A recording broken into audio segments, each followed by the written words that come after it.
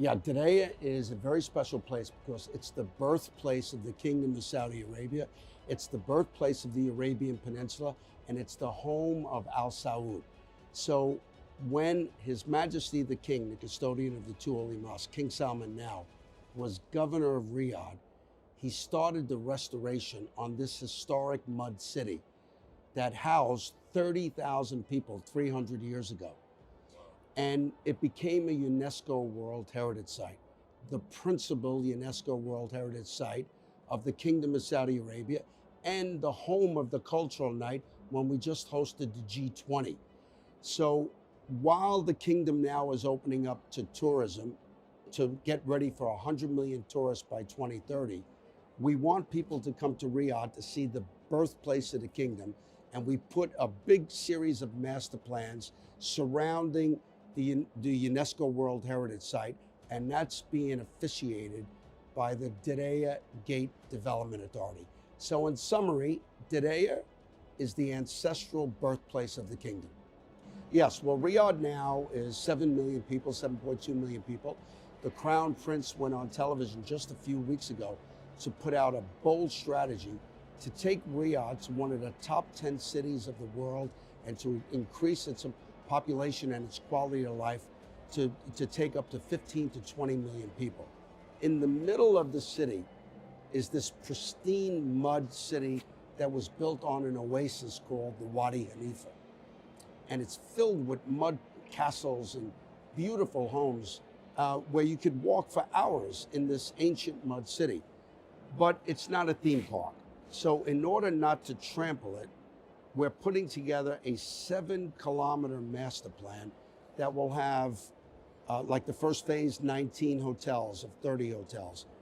We open up at the end of this year, the first 19 restaurants. We have the first hotel under construction, the first museum of 9 under constructions, thousands of residences, universities. Because this city within a city, this historic cultural city within a city, we want people to live, work, visit, recreate, learn, the whole infrastructure of human energy as the city becomes one of the most important in the world. Oh, a big time. First of all, the Kingdom of Saudi Arabia, as you very well know, is G20. If you look at its growth of its GDP, it may very well become G10, So the future is extremely bright. You have a lot of young Saudis by the hundreds of thousands moving back, very young population. Under 35 is the majority of the population. So the principal city also is the birthplace of the kingdom, right? So Diriyah represents the birthplace. That's attractive. If you're going to invest in Saudi, which the country is growing, you want to be in its principal city. Now that the kingdom, for the first time in its history, is open to tourism. Prior to the COVID, we opened only to 49 countries, electronic visas, plus Macau and Hong Kong. From September of 2019 to March of 2020, we were doing 55,000 electronic visas a month. So now what happened was, a week.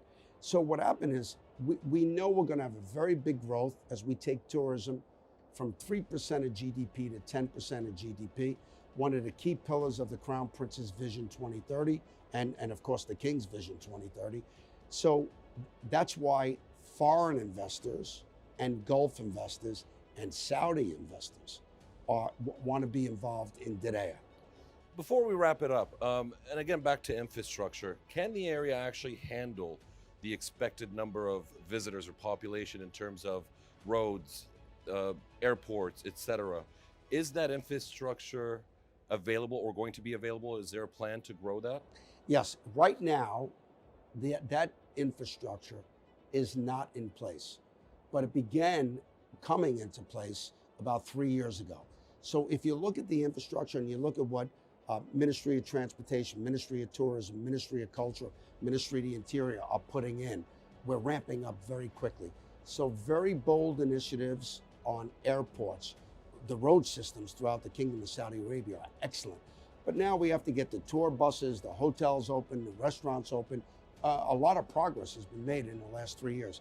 So we think as we ramp up, especially in 22 and 23, we'll have a lot of that ahead. because the Crown Prince has invested enormous resources to get that up and running. It's a big priority. Excellent. Last question. What's the next milestone we could look forward to? You know, a lot of times governments introduce, you've seen this yourself in your world travels, they introduce these big grandiose plans and then you wait 5 years, 10 years, and you don't see them. Not with this Crown Prince. He's an 80-hour-a-week guy, very strict CEO in addition to, running the country.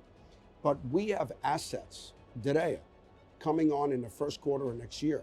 We have our first district coming on with Jeri, 19 new restaurants, our first parks, our first esplanades and walking areas, our first hotel coming out of the ground, the first museum coming out of the ground.